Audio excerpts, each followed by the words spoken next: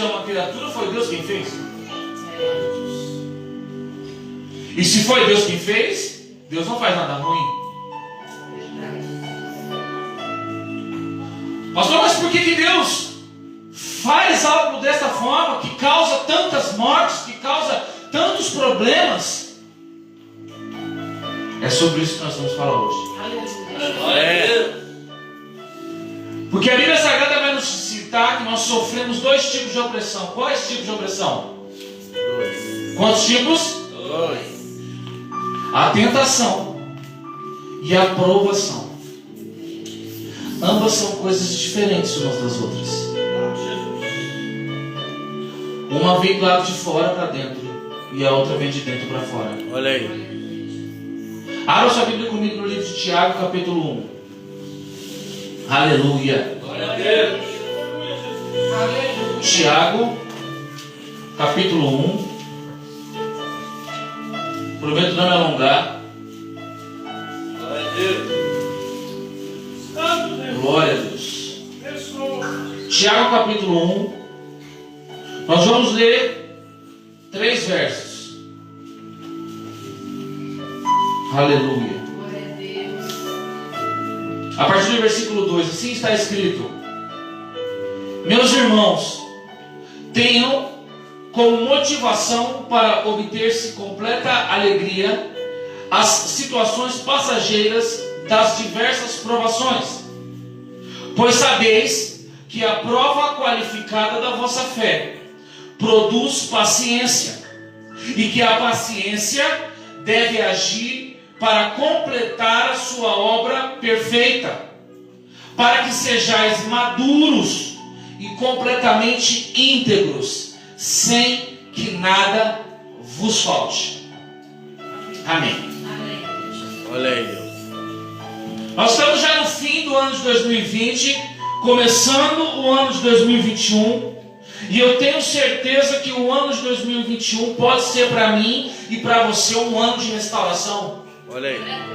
Um ano de restaurar, de reedificar, de começar novamente tudo aquilo que foi destruído em 2020. Mas um ano de restauração, um ano de reedificação, é necessário que ele passe por alguns processos. E a tua vida cristã, ela também passa por processos. Toda vez que você vai precisar alcançar um novo nível de maturidade espiritual, você é submetido a uma prova. E toda vez que a sua vida vai sair de um estágio A para um estágio B, é necessário uma prova. Quem está aí? E essa prova a gente conhece como provação. É por isso que eu disse que a provação é diferente da tentação. Mas nós temos medo dessa palavra, provação.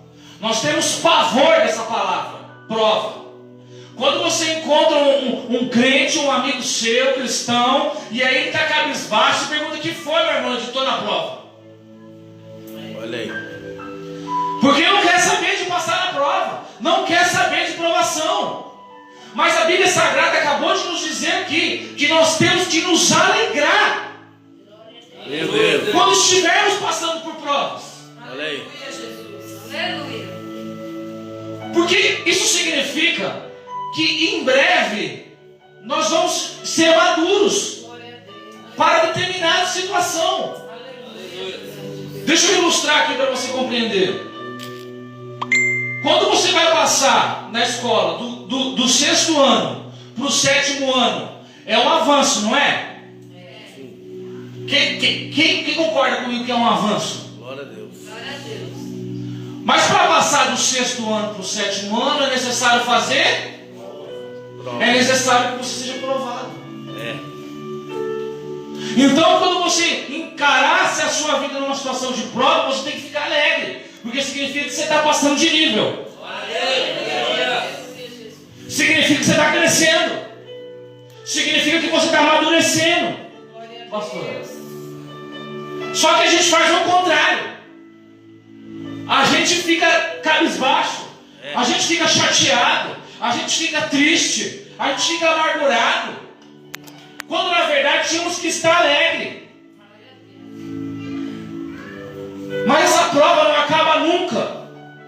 Mas pelo contrário, a Bíblia Sagrada vai nos dizer que elas são passageiras. Nós acabamos de ler. Glória a Deus.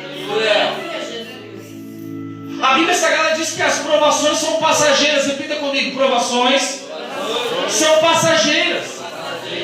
Mas por que na minha vida nunca acaba, pastor? Porque você não aprendeu o que você tinha que aprender. Vou falar de novo. Por que a prova na tua vida nunca acaba? Porque você não aprende o que tem que aprender. Olha aí. Continua fazendo a mesma coisa. Continua cometendo o mesmo erro. Continua cometendo a mesma falha. Continua querendo resolver os problemas complexos com situações simples. Meu Deus, aleluia. Você precisa começar a entender que a aprovação é um teste. E que todos nós vamos ser provados. Glória a Deus. Em algum momento de algum processo das nossas vidas. Eu não sei qual é a prova que você está passando agora. Eu não sei por qual processo que você tem enfrentado.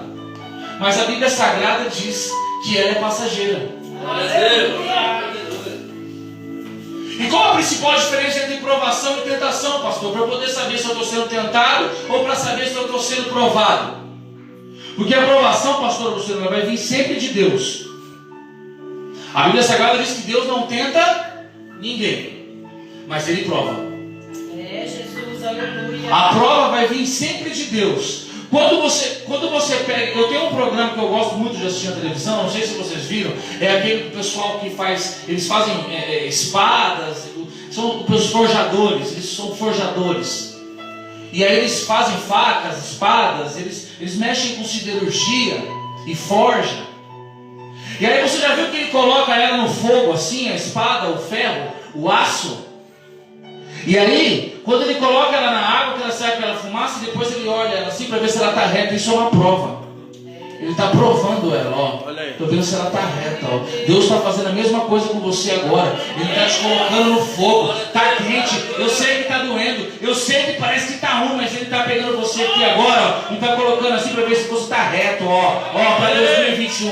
Meu Deus. Olha aí. Essa é a prova que Deus faz conosco. Porque nós precisamos amadurecer na vida cristã. Nós precisamos crescer na nossa vida cristã. Você não pode se converter, aceitar Jesus, batizar e viver a mesma vida durante 50 anos. Você precisa evoluir na sua vida espiritual, na sua vida ministerial, na sua vida social, na sua família familiar. Mas a tentação não. A tentação ela vem de fora. A tentação ela vem sempre do inimigo.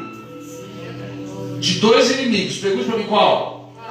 Do inimigo das nossas almas. E do principal inimigo que tem na tua vida. Pergunte para mim quem é? Você mesmo. O principal inimigo da tua vida é você mesmo. É verdade. Porque você que toma as decisões.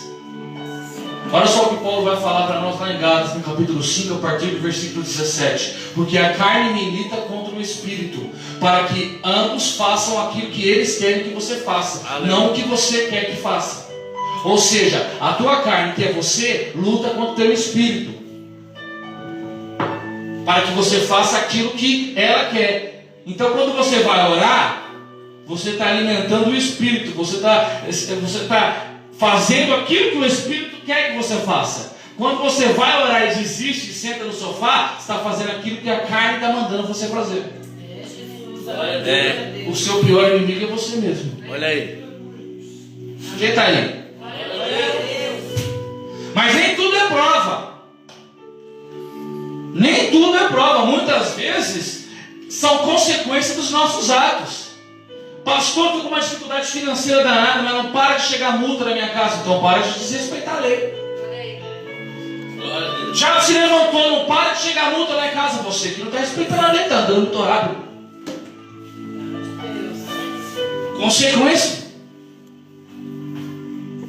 Aleluia. Nós quando começamos a estudar o estudo da igreja, pastora, 20% dos problemas da igreja são espirituais. 80% dos problemas da igreja são problemas de pessoas. São pessoas. Então, quando eu digo que você é o seu pior inimigo, você precisa começar a olhar para você mesmo e começar a fazer tudo diferente. Porque você não vai conseguir resolver o seu problema fazendo aquilo que você continua fazendo há tanto tempo. Se você está fazendo a mesma coisa há muito tempo e não resolveu, muda de ideia, faz outra coisa. Glória a Deus. Glória a Deus. O meu irmão passou por um problema durante muito tempo, no casamento, separação. E aí ele foi lá em casa um dia, com a minha cunhada, conversar comigo, com a minha esposa, para perguntar para nós o que eles deveriam fazer, porque o casamento deles já estava quase acabando. E eu falei, você já tentou de tudo? Ele falou, já tentei de tudo. Eu falei, então está na hora de você começar a fazer aquilo que você nunca tentou. Falou o quê? Eu falei, colocar o teu casamento nas mãos de Deus. Talvez você esteja com uma prova aí, você está tentando, já tentou de tudo, só que você ainda não colocou na mão de Deus. Glória a Deus. Aleluia. Mas e por que tem a prova? Pergunte-me por quê? Porque ela precisa gerar em você paciência. Você tem que ficar alegre quando chega a prova, porque ela vai gerar em você paciência. Paciência para quê? Para suportar outra prova. Glória a Deus. Aleluia, Deus. É para isso. O que é paciência? É a ciência de ter paz. Paciência é isso. É uma ciência que estuda a paz. Você vive dizendo para todo mundo que Jesus te deu a paz que excede todo o entendimento. Só que você vive mais nervoso que qualquer outra pessoa, pastor. Não consegue esperar o tempo de Deus. Não consegue esperar Deus fazer as coisas. Quer fazer tudo para o lugar de Deus. Pastor, o que isso tem a ver com louvor e adoração? Porque quando você louva e adora na hora da prova, Glória a Deus. Olha aí. aí você pratica o sacrifício de louvor. Esse tem uma essência que agrada. Esse tem uma essência que agrada o coração de Deus. Enquanto você está na luta, enquanto você está chorando por um lado de um olho, e no outro você está olhando para o céu e louvando a Ele, quando das suas bocas muitas vezes nem sai nenhuma palavra, só sai gemido, mas a palavra de Deus diz que o Espírito Santo, Ele nos ouve com gemidos inexprimíveis. Não importa qual a dor que você está passando, não importa qual o tipo de gemido que você tem gemido para Deus, o Espírito Santo está captando isso e está levando para direto do trono do Senhor. É por isso que você precisa louvar e adorar a todo instante. Eu não sei se eu já contei aqui que certa vez eu trabalhava em São Paulo, então eu tinha uma moto, eu ia trabalhar de moto. E eu sofri um acidente na Raposo Tavares a 90 km por hora. Um outro motoqueiro me derrubou na Raposo. E depois que eu rolei no chão durante uns 200 metros, e quando eu levantei a cabeça de joelho na rodovia, de frente para os carros, eu levantei e saí correndo para o acostamento. A primeira coisa que eu fiz quando eu levantei os meus pés e os meus arteiros se firmaram foi dar glória a Deus. Glória a Deus. Glória a Deus. Esse é o sacrifício de louvor. Deus maravilhoso. Aleluia. E a todo tempo eu falava glória a Deus. E aí eu caminhando no acostamento falando glória a Deus. Aleluia, Jesus. Está vivo aí. Então essa prova que você está passando, ela vai servir para te gerar paciência. E aí depois você tem que se levantar e voltar para o estágio que você estava. E continuar vivendo a tua vida. Porque daqui a pouco vai vir outra prova. E aí daqui a pouco vai vir outra. E aí depois outra. E aí depois outra. E vai ser assim até Jesus voltar. Ou até você morrer. É por isso que o salmista vai dizer que o choro dura uma noite, mas a alegria vem pela manhã. Mas depois da manhã vem o quê? Noite. E depois da noite, manhã. E depois, noite. E depois, manhã. E a vida é assim. A sua vida não vai ser só noite, mas a sua vida também não vai ser só dia. É isso que a gente tem que entender.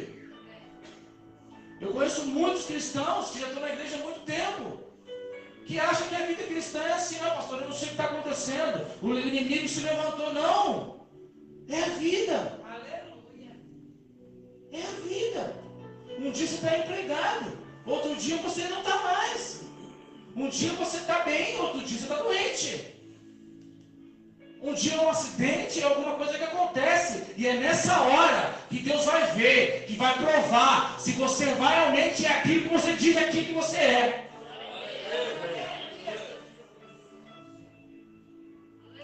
Alguém cantou aqui alguma coisa sobre Jó? Tem homem que passou melhor pela prova que Jó? Quem está aí? Eu vou falar sobre o Jó aqui, mas não, vou manter o script. Senão a gente... Tinha uma cerca viva em volta dele.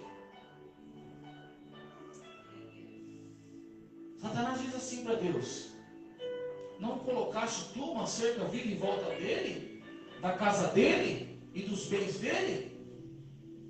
Olha só vou deixar essa aqui bem pouquinho, bem curtinha. Tinha uma cerca viva que protegia Jó, a casa dele e a família dele e os bens dele, pastor. Olha o segredo. Tinha uma cerca viva. Satanás perguntou para Deus: não colocaste tu uma cerca viva em volta dele, da casa dele e dos teus bens?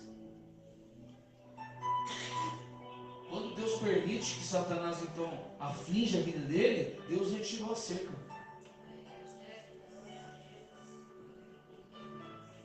Isso também é prova. Porque a gente acha que tem uma briga entre o diabo e Deus, tem uma briga entre eles, né? O pessoal até faz na internet assim um diabinho assim, pastor, e olhando para um lado e Jesus olhando do outro e um X no meio, e é uma batalha. Que batalha? Que batalha? Não existe isso. Essa é a pior heresia que existe, a batalha entre o bem e o mal. Não existe isso. Nunca houve batalha. Sabe o que é o diabo? Pergunta para mim o quê? O diabo, ele é só a varinha que Deus usa para disciplinar você. Eu vou falar de novo, olha só, Hebreus capítulo 12, versículo 6 vai dizer o seguinte: que Deus disciplina todo aquele que ele tem por filho. Amém? Deus disciplina todo aquele que tem por filho. E disciplina, você disciplina como? A Bíblia Sagrada diz em Provérbios: com uma boa vara. Uma vara bem firme. Está lá em Provérbios. Que é para a gente disciplinar os nossos filhos com vara. Deus também disciplina os filhos dele com vara. O diabo é a vara. Glória a Deus. Quando Deus precisa disciplinar, ele usa o diabo. Deus usa, como uma vara. Olha só. O diabo falou: não, tá bom. Eu vou lá no Jó então. Mas Deus falou assim: tudo bem, você faz o que você quiser, só não mata. Você não pegou. Olha só, imagina só, complicou a vida de Lênin do diabo. Porque imagina, o diabo falou assim: não, agora ficou difícil, né? Porque eu vou colocar um câncer no Jó, mas não posso matar ele. O diabo virou o enfermeiro particular de Jó. Glória a Deus. Porque por uma doença não pode matar. Só com um acidente não pode morrer. Ou seja, Pega Covid e não pode morrer. pega o vídeo, mas não pode morrer. Porque Deus estava sentado lá só olhando para o diabo e falou assim: agora você cuida dele aí, ó. Isso. Quer pôr uma doença? Pô, mas não vai matar ele não, porque não deixa. Eu falei que não vai morrer, vai morrer. Aleluia. Mas é prova. Isso é a visão lá de cá. Agora imagina a visão de Jó, que está doente. Jó devia falar: nossa, que uma tentação isso aí, viu? O que eu fiz? O inimigo se levantou. Não, era a prova. Quanto mais você chega perto de Deus, mais a luz dele bate em você e resplandece o quanto que você não é nada. E aí, quanto mais você quer chegar perto dele, mais você precisa provar que você pode chegar lá dentro. Quem está aí? pode ser que você levante, pode ser que você caia. Porque Deus assim viu o pastor Jair. Ele está sempre levantando e depondo. Está sempre levantando uns e depondo outros. Ele está sempre levantando um e depondo outros. Quando ele manda você fazer alguma coisa que você não faz, não tem problema, ele manda outro. Quando Deus fala, não faz isso, você não faz, não tem problema, ele pega e levanta ele. Ó, Edilane faz isso, se ela não fizer, vai você. Se você não fizer, vai ele. Deus sempre vai levantar alguém. Jesus precisava de uma mulher para ungir ele para a morte. Olha aqui, Jesus precisava de alguém que ungisse ele para a morte. Porque os judeus ungiam seus mortos antes deles morrerem, quando eles achavam que alguém ia ressuscitar. Olha aqui, para alguém ressuscitar, segundo a tradição judaica, era necessário que esse corpo fosse ungido. Jesus precisou de alguém para ungir ele. Por isso que ele sentava aos pés de Maria e ficava explicando para ela o que ele queria que ela fizesse. Só que Marta estava muito ocupada. Quando você não faz aquilo que Jesus quer que você faça, ele pede para outra pessoa fazer. Então ele está levantando uns e depondo outros, levantando um e depondo outros, porque esses que estão sendo depostos não estão sendo reprovados. Estão sendo reprovados nas provas. Foi assim com Elias. Se foi assim com Elias, a gente lê o texto muito rápido e a gente não presta atenção. Elias estava lá no monte e Deus falou para ele 3 coisas. Pergunte para mim quais. Deus falou: Elias, unja um rei em Israel, que era o reino do norte. Unja um rei em Judá, que era um reino no sul. E unja Eliseu no teu lugar. 3 coisas simples. Ungir um rei em Israel, ungir um rei em Judá e ungir Eliseu no lugar dele. Mas ele só ouviu uma coisa: no teu lugar.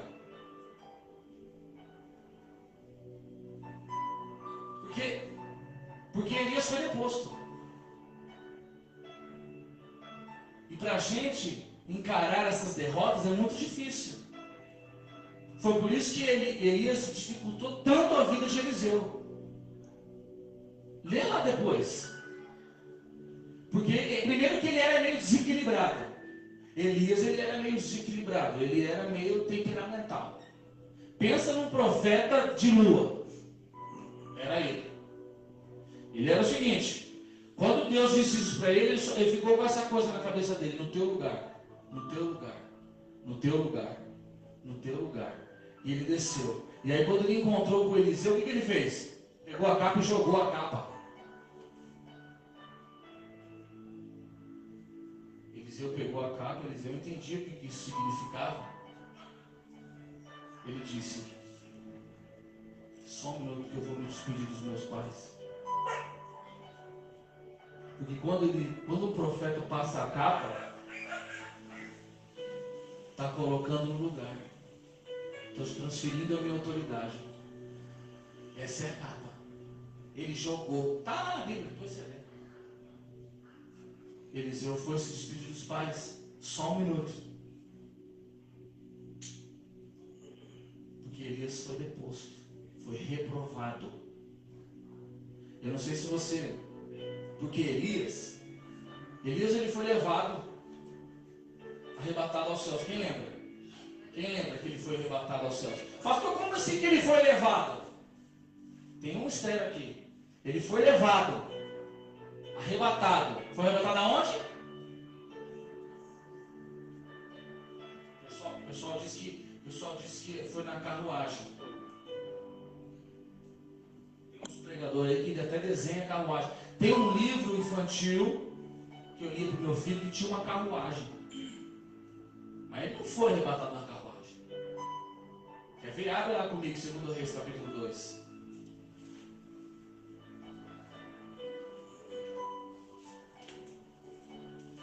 Segundo Reis, capítulo 2.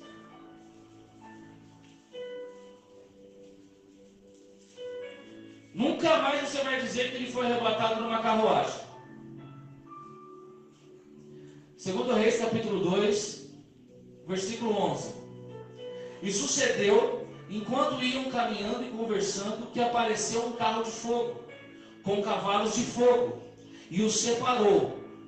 E Elias subiu ao céu em um Moinho. Foi um redemoinho que levou ele. O carro de fogo só separou um do outro. Por que eu tive que vir para cá? Porque Elias tem amor nas minhas palavras. Hein?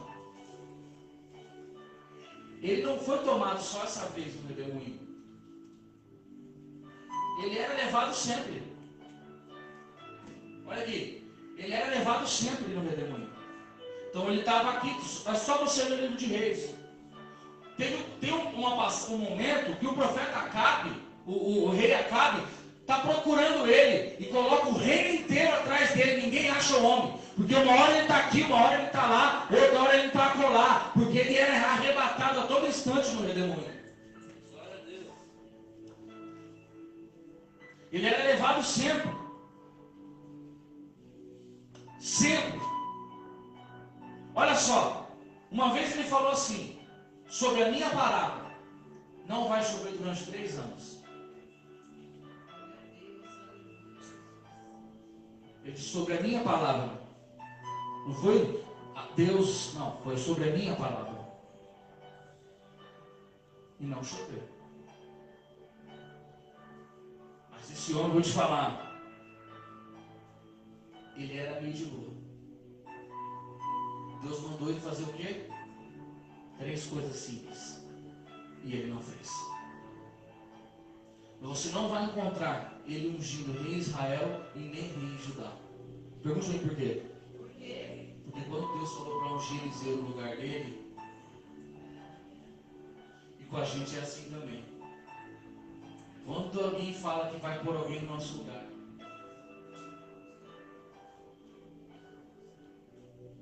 quem está aí? Existia uma profecia em Israel que dizia que aquele que estivesse junto com Elias quando ele fosse arrebatado e pedisse algo naquele instante, receberia dos céus. Olha aqui para mim. Todo mundo sabia que Elias ia ser arrebatado. Todo mundo sabia. Em Israel existiam 5 escolas de profetas. Quantas escolas? 5 escolas de profetas. Olha só, depois de Samuel, depois que Ana entregou Samuel e consagrou Samuel a Deus, e Samuel virou um dos grandes profetas, inclusive juiz de Israel, o que as outras mães começaram a fazer? Começaram a fazer a mesma coisa. Começaram a entregar os filhos, a consagrar os filhos para o templo, porque eu não sei se você sabe que consagração é diferente de santificação, que é diferente de apresentação. É uma coisa tudo diferente, pastora Luciana. Quando você consagra algo, você entrega para Deus. Então já vou te ensinar alguma coisa aqui. Se um dia, quem quer um carro 0 km aí? Levanta a mão. Só a pastora vai receber, em nome de Jesus, porque só a pastora que deu glória a Deus. Quando você receber, eu vou profetizar para você, porque eu creio. Você não crê, mas eu creio. Quando você receber aquele carro 0 km, você vai trazer ele aqui, o pastor Jair, mas você não consagra ele. Olha aí. Porque se você consagra ele, você tem que deixar ele aqui. Olha aí. Para uso da igreja. Isso é consagrar. Ana consagrou Samuel. Entregou para o templo e deixou lá. Falou, agora é teu. Quem vai consagrar o carro aí? Não. Você traz ele aqui para santificar. O pastor Jair vai orar e vai santificar o teu automóvel. O filho, mesma coisa. A criança vem aqui, né? A criança ela é apresentada. Se consagrar, tem que deixar aqui. O pastor Jair e o pastor Luciano cuidar. Mais um. Quando Ana consagra Samuel e ele vira um homem de Deus, as mulheres todas começaram a fazer a mesma coisa. Começou a ter um monte de menino lá no templo. Então eles dividiram em 5 escolas proféticas. Samuel fez isso. Ele dividiu em 5 escolas proféticas. E essas crianças cresciam ali e eram ensinadas da palavra para virar profetas. Aprendiam a palavra, ficavam lá para sempre. Quem está pegando? E nessas escolas, todo mundo sabia que Elias ia ser arrebatado. Só não sabia quando. Todo mundo sabia. É por isso que ele fugia de Eliseu. Ele dizia assim, olha só, Elias falava assim para Eliseu, fica aqui que eu vou ali na escola profética de Betel. E aí ele ia, Eliseu falava assim, vive o Senhor, vive o teu Deus, que eu não te deixarei. E ia junto. E aí depois Elias falava, não, eu vou lá na outra escola profética, fica aqui em Betel que eu vou lá em Jericó. E ele falava, vive o teu Deus, vive o Senhor, mas eu não te deixarei. Ele fugia, pastor de Eliseu, porque ele sabia, o que Deus tinha dito para ele? E ele não queria ungir, não ungiu. Essa era a prova dele, fala, repita comigo, essa era a prova dele. Era a prova dele. Ele não ungiu. Nem o rei do norte, nem o rei do sul, e nem Eliseu. E ainda mais, Eliseu ainda ficava grudado nele. Porque sabia que quando ele fosse alçado ao céu, era só pedir. Está na Bíblia isso. Até que ele saiu da cidade de Jericó para Jordão. Falou, fica aqui que eu vou atravessar o Jordão. Eliseu disse, vive o Senhor, vive o teu Deus, que eu não te deixarei. Aleluia. Elias sabia que ia ser substituído. Só que ele não imaginava que essa era a prova que ele tinha que passar. Talvez a prova que você tem que passar é essa. Talvez você vai ser substituído. Só que você não quer.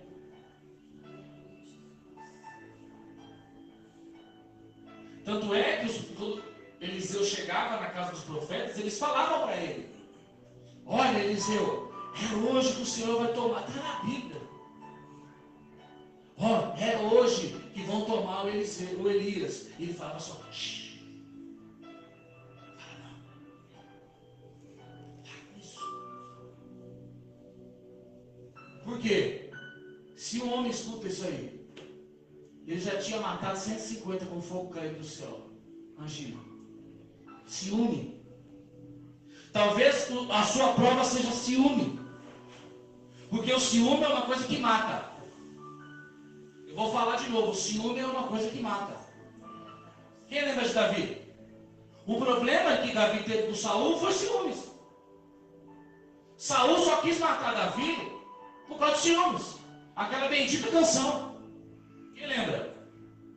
Saul matou seus 1000, mas Davi matou seus 10.000. Pronto, o homem ficou ciumado. Cuidado, hein? Às vezes você fica provocando ciúme nas pessoas, alguém vai te tacar uma lança. Não desperte ciúmes naqueles que estão acima de você. Não desperte ciúmes naqueles que caminham contigo. Porque eles podem se voltar contra você e começar a atacar lanças em você. Aí vem a traição. Porque a gente só é traído por quem está na mesa. Só vai te trair quem é próximo de você. Se Jesus foi traído, você também vai ser. Vou falar de novo. Se Jesus foi traído, você também vai ser. Se prepare para esse momento. Quem está vivo aí? Elias ficou enciumado. Ele tinha tanto ciúme que certa vez Obadias, o profeta Obadias, chegou diante dele. E sabia que o povo, quando chegava perto de Davi, era fogo do céu que caía, o negócio era ruim. Ele já chegou, já se jogando aos pés de Elias, grande profeta Elias. E aí ele falou, segue-me. Era assim. Quem está aí? Cuidado. Quando você for chegar perto de um profeta, cuidado. Sabe como que a gente chega perto do profeta? Agradando ele primeiro. Sabe por quê? Olha o que a Bíblia nos ensina. que a bênção está na alegria do coração do sacerdote. Eu vou falar de novo. A bênção, ela está na alegria do coração do sacerdote. Então, quando você vier pedir a bênção para o seu pastor, traz para ele alguma coisa que deixe ele feliz. Porque aí ele vai se alegrar. E aí ele vai dizer, Deus te abençoe. Com alegria no coração. E Glória a aí, Deus. Traz um carro aí. a gente pegando aí já. Traz um bolo. Oh, glória. Não é, pastor? Traz uma fruta. Pizza. Você tem que agradar. Porque quando ele fica com o coração alegre, e ele diz, Deus te abençoe, a bênção vem sobre a tua vida. Olha aí. Glória a Deus. Porque se chegar, olha, profeta com coração, olha, não dá certo. Mas Elias foi reprovado. Ele foi reprovado aonde? No monte. Porque os profetas são provados no monte. Eles são provados no monte, porque o Deus dele é o Deus da montanha. O nosso Deus chama El Shaddai. Um dos 72 nomes que Deus recebe na Bíblia Sagrada chama-se El Shaddai, o Deus da montanha. E os seus profetas são provados na montanha, no monte. Elias estava no monte, quando Deus disse para ele ungir um rei no norte, um rei no sul, e Elias no seu lugar, ele estava sendo provado. Talvez você também esteja sendo provado nesse momento. E eu estou te dizendo aqui como que você vai fazer para poder ser aprovado. E ele fez o quê? Fugiu. Ele fugiu. Elias fugiu de Jezabel. Se escondeu numa caverna. Possuído por um espírito de medo. Porque o espírito de medo, a Bíblia Sagrada vai dizer que Deus disse assim: eu não vos dei espírito de medo.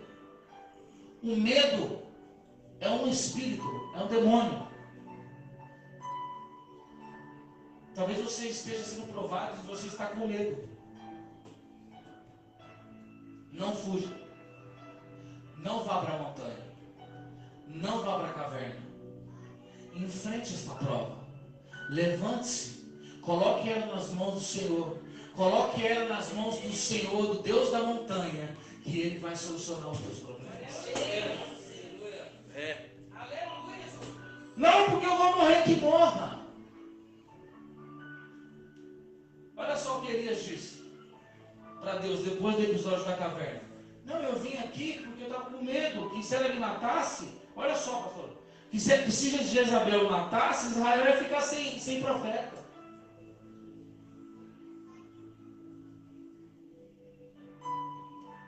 Você está fugindo, dizendo, meu Deus, eu estou fugindo, porque se eu ficar lá, se eu enfrentar isso, eu vou morrer. Quem que vai fazer se não for eu? Se eu morrer, quem que vai fazer? Se eu cair, quem que vai fazer? Sabe o que Deus está te dizendo? O mesmo que Deus disse para Elias: iguais a você que não se corromperam, lá em Israel eu tenho 7.000. Deus está mandando você levantar nessa prova. Só que você está dizendo que não. Porque você precisa ficar. Porque se você não fizer, você vai morrer. E Ele está te dizendo: ou você faz, ou então eu vou levantar outro para fazer. Quem está aí? E não é profeta de Deus só o famoso, não. Não é profeta de Deus só o que vem aqui, não. Não é profeta de Deus só aquele que lança profecia lá, não. Você também é. Eu vou falar de novo, você também é profeta de Deus. Você também pode falar e profetizar. Você também tem que falar e acontecer.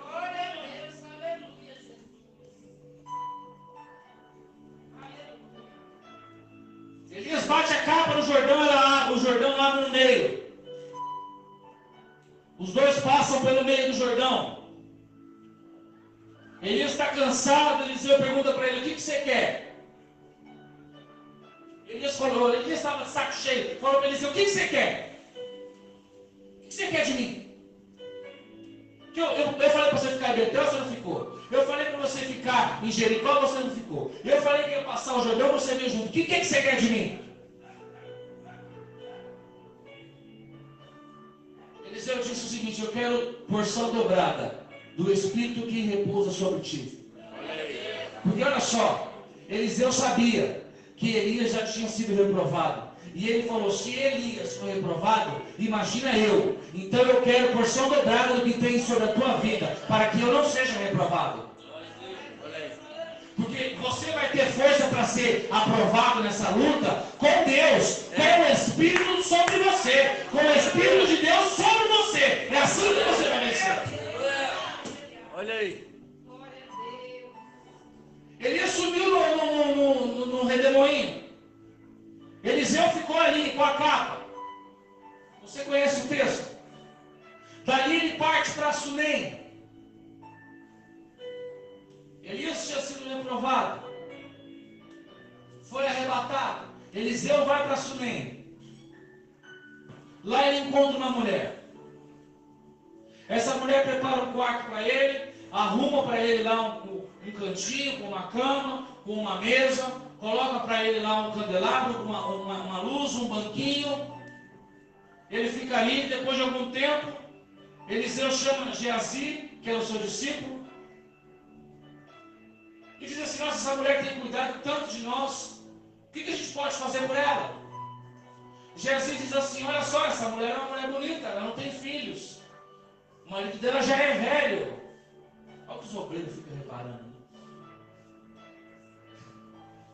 Eliseu então manda chamar a mulher e profetiza sobre ela, olha, você vai ter um filho daqui 9 meses. A mulher diz assim para ele, não brinque comigo, eu não te pedi nada, o que eu estou fazendo eu faço para o Senhor e não para você. Não brinque comigo. E aqui eu já deixo para você uma palavra. Quando você for fazer algo, não faça para homens, faça para Deus.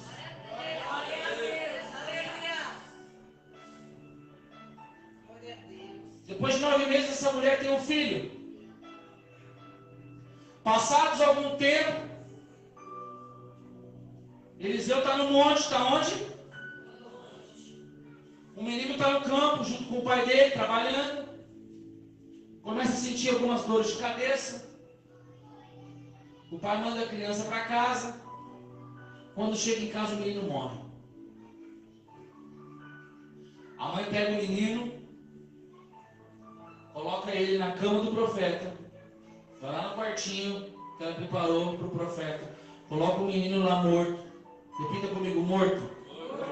Na cama do profeta. Ela vai até o marido dela, lá no campo, pede um servo para o marido, fala, me dá um jumento aí, que eu vou lá falar com o profeta. O marido acha estranho, no meio do dia, aí ele pergunta para ela, tá tudo bem? Aí ela diz assim, vai tudo bem. Olha aí. Você não pegou. Glória a Deus. Estou falando sobre prova. Meu Deus. Olha aí. Um menino morreu. O marido pergunta, tá tudo bem? Ela diz, vai tudo bem. Glória a Deus. Deus maravilhoso, aleluia. Porque tem crente, Jair, que não, ele não pede, ele fica esperando alguém perguntar se está tudo bem para começar a derramar aquele Olha monte aí. de desgraça. Meu Deus. Não, vai bem? Você não sabe, o inimigo se levantou.